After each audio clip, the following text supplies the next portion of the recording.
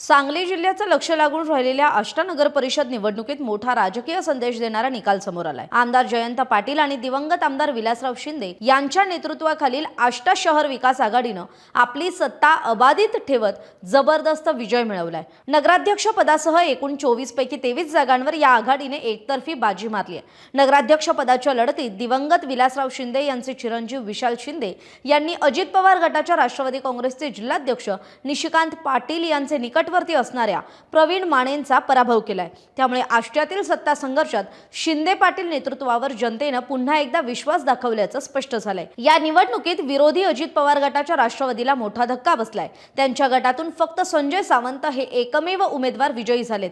एकूण निकाल पाहता आष्टा शहरातील मतदारांनी विकासाच्या मुद्द्यावर शहर विकास आघाडीच्याच बाजूने कौल दिल्याचं स्पष्ट होतंय।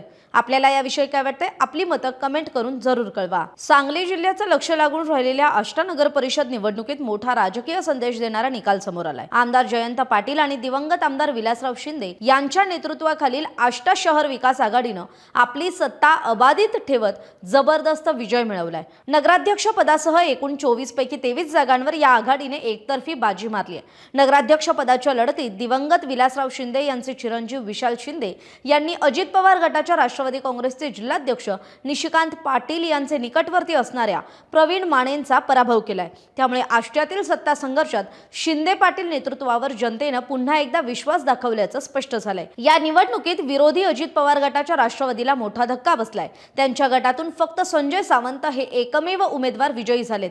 एकूण निकाल पाहता आष्टा शहरातील मतदारांनी विकासाच्या मुद्द्यावर शहर विकास आघाडीच्याच बाजूने कौल दिल्याचं स्पष्ट होतंय।